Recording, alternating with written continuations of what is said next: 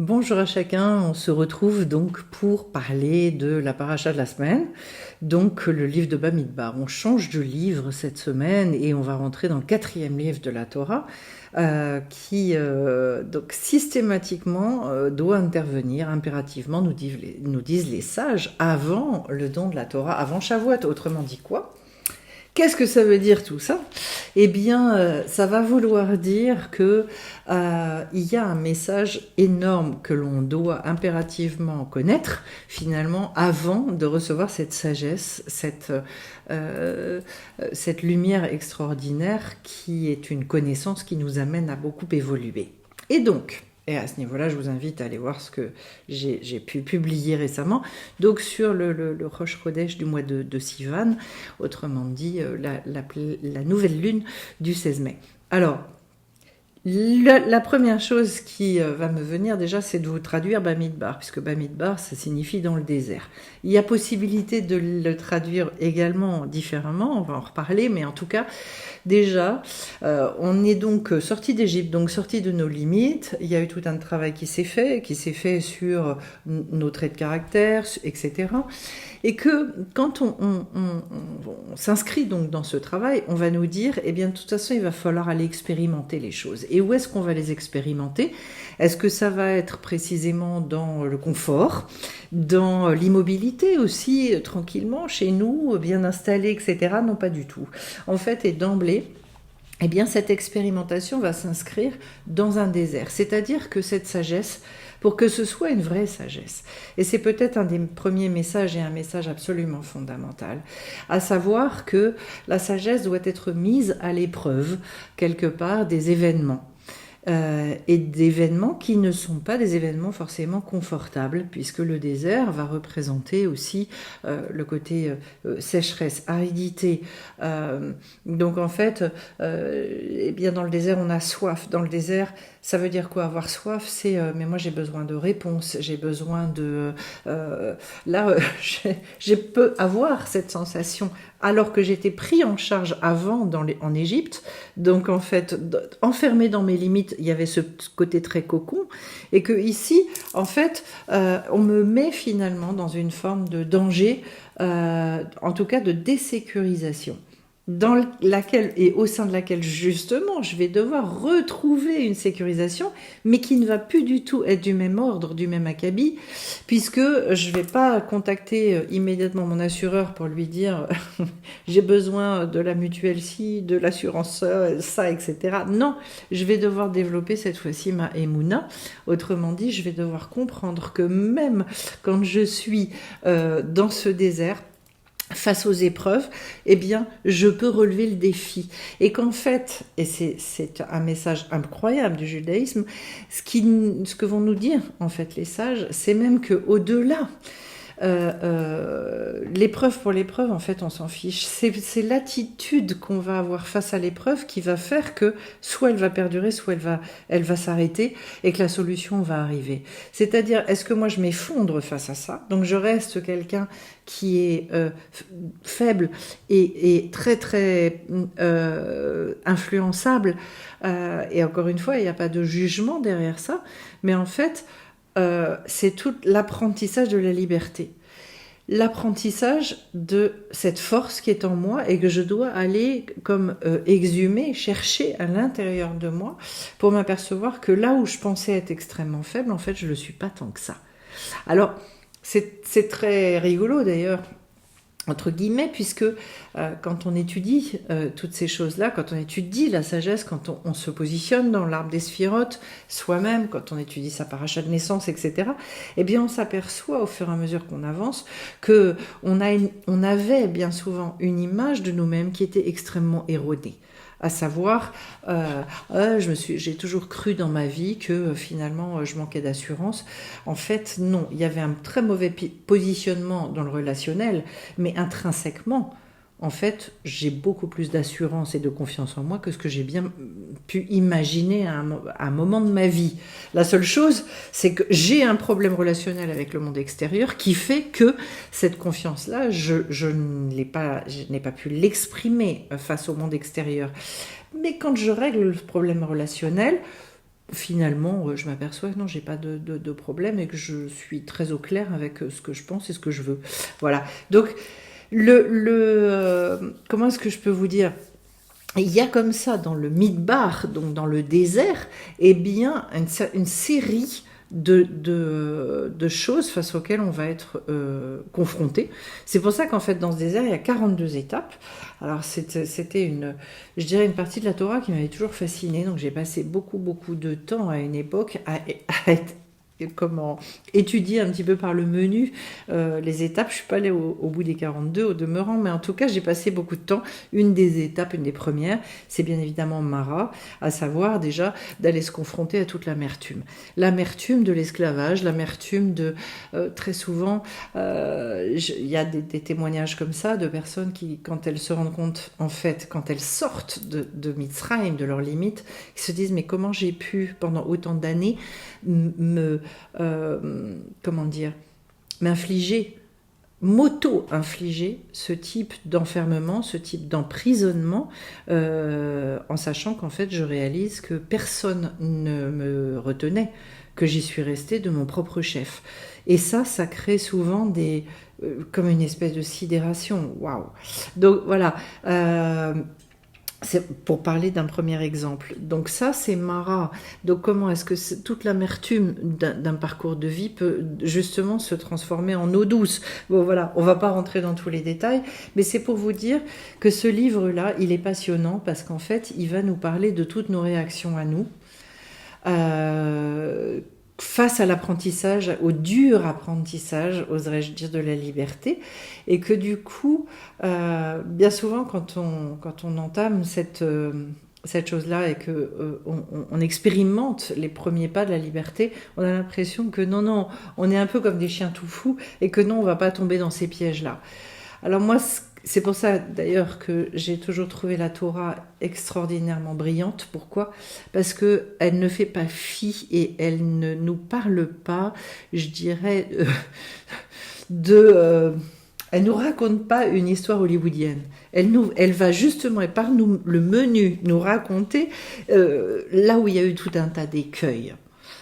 Et donc d'abord, c'est d'une sincérité extraordinaire. C'est très très rassurant quand justement nous on arrive derrière et que finalement on a le résultat de toutes ces expérimentations là, des aïeux qui finalement nous disent ben voilà ce qui s'est produit. Donc avec beaucoup d'humilité, beaucoup de modestie, on va vous raconter toutes ces histoires parce qu'il faut que vous soyez informés et que vous tiriez en fait, que vous alliez comprendre que ces expérimentations, ces expériences là, on les a faites.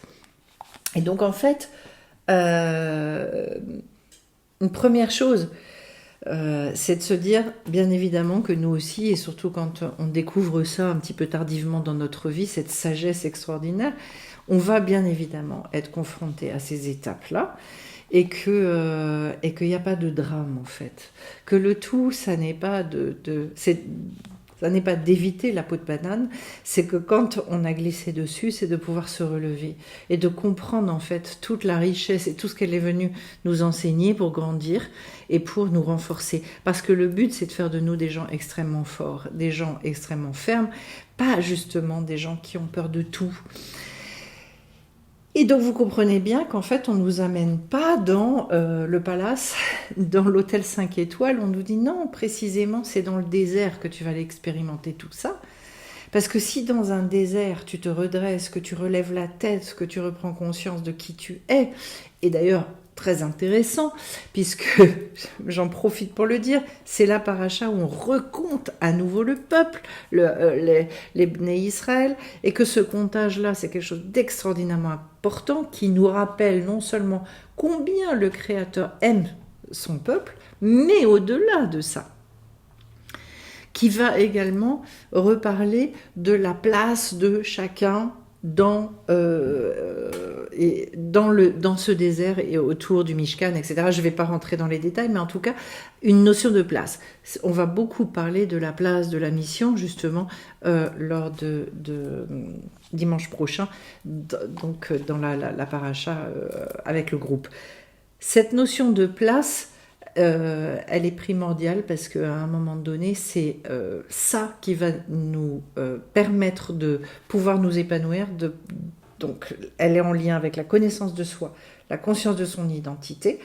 Donc l'endroit, le makom, c'est une notion très importante parce que si on n'est pas au bon endroit, à la bonne place, eh bien on ne peut pas en fait exprimer tout ce qu'on est venu exprimer et je dirais trouver justement cette fameuse mission. Et que cette mission, elle va se découvrir au fur et à mesure justement dans et au sein du désert parce que c'est dans le désert que on va pouvoir, et au travers de nos ratages, petit à petit découvrir en fait ce pourquoi on est véritablement fait. Et donc de ne pas croire qu'on est fait pour là où on réussit. Parce que ça aussi c'est très très occidental comme pensée. Là où ça marche tout seul et là où je réussis, eh bien dans ces cas-là je vais compter sur mes forces. Et donc dans la sagesse hébraïque on va te dire, c'est précisément là qu'en fait on n'a pas besoin de toi. Et que c'est très étonnant.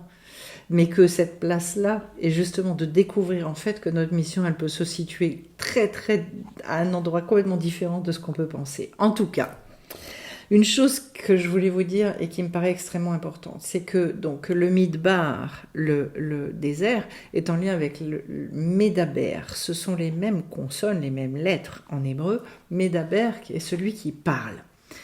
Et donc, d'emblée, c'est ce que nous dit Rabbi Nathan, l'élève de Rabbi Nachman de Breslev, il nous dit, d'emblée ce qu'on vient nous dire, c'est que quand on commence à accéder à la liberté, il va falloir apprendre à parler.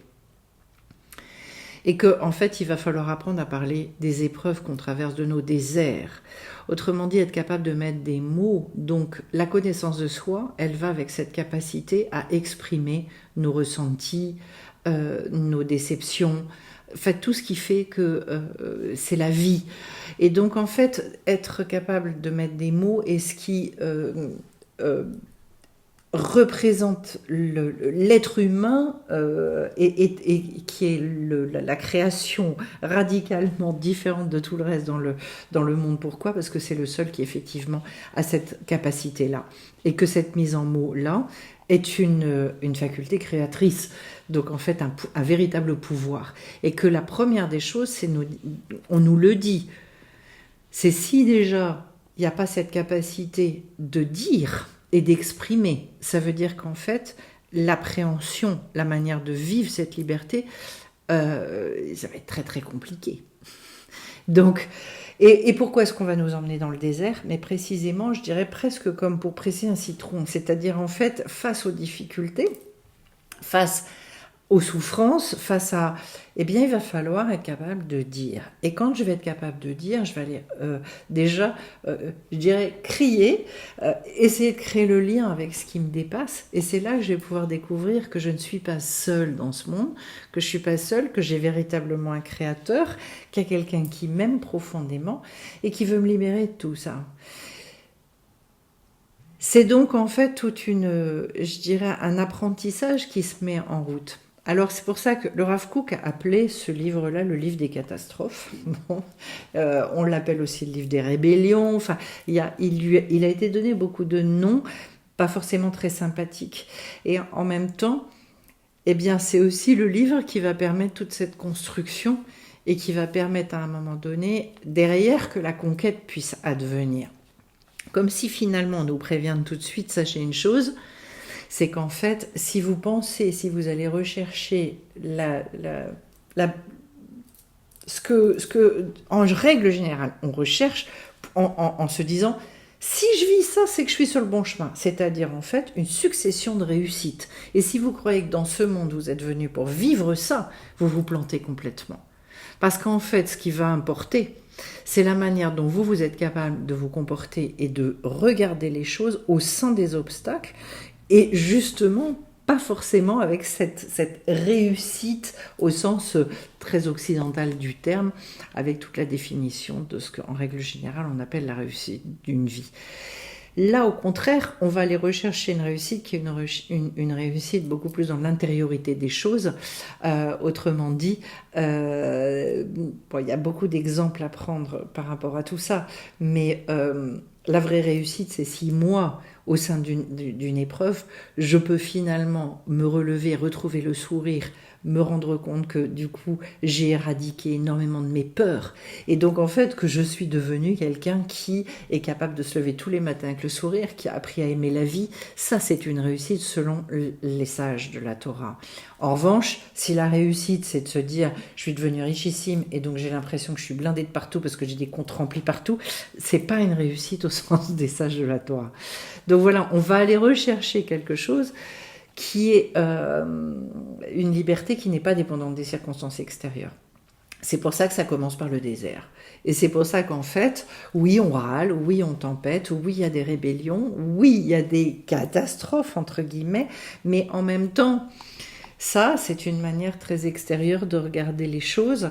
C'est pour ça qu'il n'y a pas une paracha de ce livre dans lequel il n'y a pas effectivement une lourdeur, vraiment une belle lourdeur.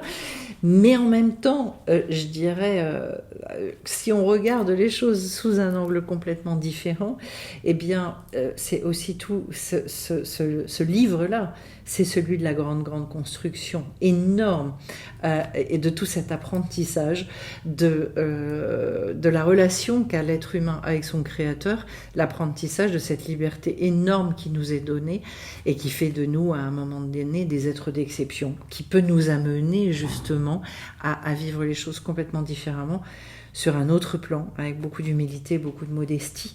Mais en tout cas, voilà. Donc en fait, c'est une aventure qui commence. Et c'est une aventure dans laquelle il va falloir avoir beaucoup de recul, beaucoup d'humour, savoir qu'on est des êtres créés, donc extrêmement dépendants, et des êtres de parole, et qu'au sein de cette parole, il y a des choses à aller rechercher qui sont absolument gigantesques. Voilà. Eh bien, écoutez, je vais vous souhaiter justement je dirais de rentrer dans ce livre-là avec beaucoup d'appétit, beaucoup de curiosité et de désir, d'envie, finalement, de redéfinition de plein d'autres volontés. Beaucoup de bénédictions à chacun. Et puis, je le redis, donc, on a effectivement la nouvelle lune qui est fêtée samedi 16, donc pour ceux qui veulent éventuellement profiter de ce Rosh Chodesh, cette tête des mois, et venir fêter l'atelier Les Lunes avec nous, vous pouvez me contacter sur sephirotetcompagnie@gmail.com. Et puis, sinon, la paracha donc, de Bamidbar qui sera étudiée dans le détail dimanche matin à 9h pour ceux qui sont déjà un petit peu, peut-être, un petit peu, qui ont déjà ce goût de la sagesse hébraïque. Vous pouvez nous rejoindre et là aussi vous renseigner, allez voir sur le site. Plein de belles choses à chacun et à bien vite.